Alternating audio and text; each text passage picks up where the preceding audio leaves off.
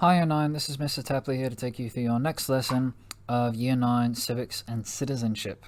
So this lesson we are looking at the Australian political system. So in previous lessons we looked at federation, constitution. Now we're looking at what the constitution actually tells you about the Australian political system.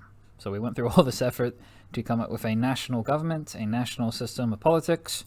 Now we're going to look at, well, what do we decide upon in the end? We're not going to go into too much detail though. We're trying to break it up nice and bite-sized for you. So we're trying to introduce it today, and then we'll go through some of the features in more detail in the later weeks. So don't stress if you don't understand it after this first lesson. This is a intro, if you will. So success criteria is to outline the structure and key features of the Australian political system and to define key civics terminology. So we're just trying to walk out of here with a few definitions under our hat. So the Australian political system, what does the structure of that look like? You've got a little graphic there in the bottom right, which isn't super clear, but it tells you the main players, the main features in our Australian political system, which are outlined in the Australian Constitution. So in our nation, we have a form of government known as a representative democracy. So this means that the people of our nation vote. That's what a democracy is about. It's about being able to vote for your politicians. And those people vote to elect representatives or politicians to sit in parliament and create laws that represent the interests of the people. So in democracy, everybody gets to vote. In a representative democracy, the people who we vote for, they go on to parliament, they make the laws, and they should, in theory, since we voted for them because they're going to do what we want them to do. So if I see a guy who says, I'm going to make sure teachers are getting twice as much pay, I'm going to say, woo, let's vote for that guy. I vote for him, and when he gets elected, he's going to make laws that give teachers more money, which we can all get behind. So that's the theory behind a representative democracy. Australian Parliament is a bicameral system. So we vote for these politicians, these elected officials, and they go into one of two houses. Members of Parliament are voted into the Senate, which is the upper house, so the upper level of Australian Parliament, or they go into the House of Reps, which is the lower house. We're not going to go into too much detail about how those two are different. We'll do that later. But all you really need to know is that in Australia we have a bicameral system, so two levels or two houses.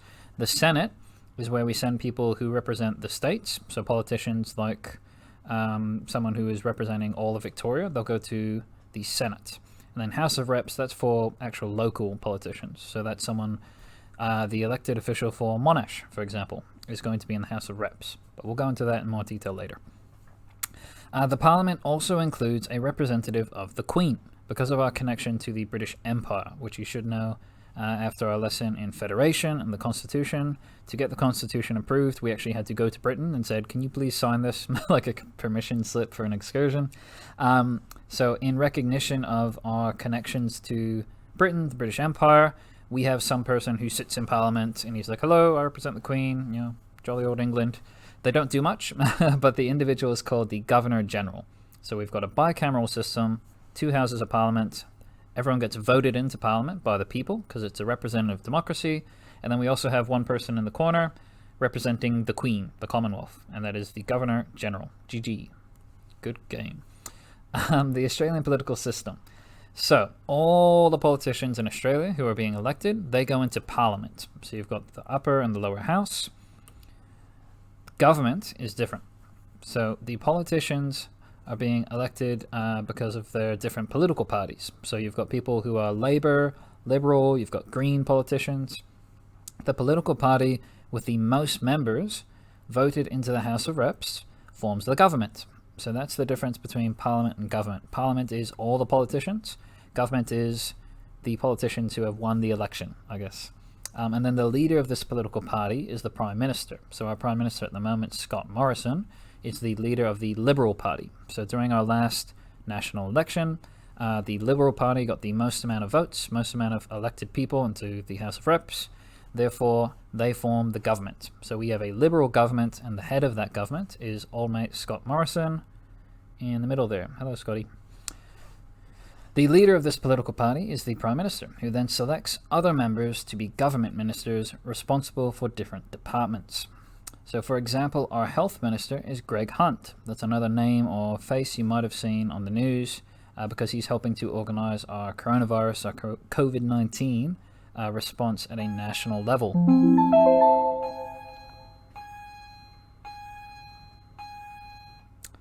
Well, that's awkward. I'm at school. Anyway, there are other departments such as education. So we have an education minister, foreign affairs, the environment, immigration. So you've got the Prime Minister, who's the head of the party. You've got the government ministers, who are the head of these different departments. So they're kind of like the second in command, the vice captain. And then you've got all the other politicians who are part of that party, part of the Liberal Party, and they're still in the government, but they're not the government ministers. They're just kind of like making up the numbers. Anyway, so the Australian political system, now that we know a little bit about it, and we will go into more detail later on, but now that we know a little bit about it, is it good, is it bad? Are there positives, weaknesses, strengths, etc.? I want to show you two quotes here, two very different quotes from different people. So this first quote here is from George Carlin, who is an American comedian, and in 1990 he said, when asked about democracy and voting, "Think of how stupid the average person is, and realize that half of them are stupider than that." And I think that's a good quote. I think about some of the people who I've met in my life at school or at work, and I think, oh no, if that person's voting for who is in charge of the country, that's going to be a bad country. We shouldn't let that person vote at all. There's another quote from a slightly more educated and famous individual. Plato was an ancient Greek philosopher, and he was one of the people who kind of invented democracy. So this is coming from the bloke who invented democracy. If you do not take an interest in the affairs of your government, so if you don't care about government, about politics, then you are doomed to live under the rule of fools. So he's saying that people who don't care about politics, who don't care about government, we shouldn't let them vote because they're just going to pick whoever they want, and that person in charge is going to be a fool. E.g., Donald Trump in America. So in theory, a representative democracy should support the interests of the people, right? Because the people are voting for the people who go into government to make laws about what they want. However, critics of our political system have argued that not all people should be allowed to vote. The famous philosopher Socrates, again, ancient Greek philosopher who helped to invent democracy. It's hurting even more when it's coming from the guy who helped create democracy.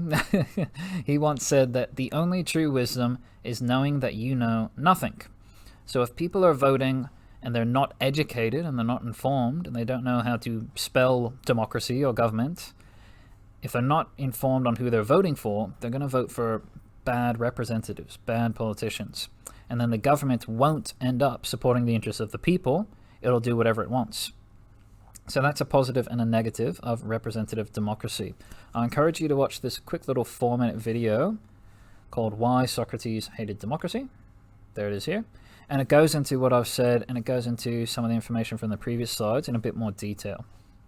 The other example they use in that video is, if you're in a storm and you're on a boat, are you going to have all the people in the boat vote on who should captain the boat, who should steer the boat? Or are you going to let the person who has been trained and the person who has knowledge about sailing a boat, put that person in charge?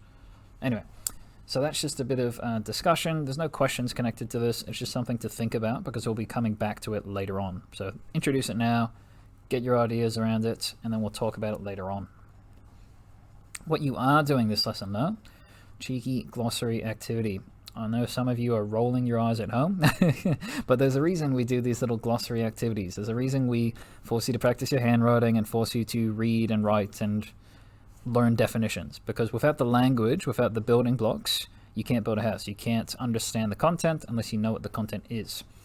So it's a nice, easy little start to your glossary to review and evaluate your understanding of the key terminology and concepts examined in our civics unit.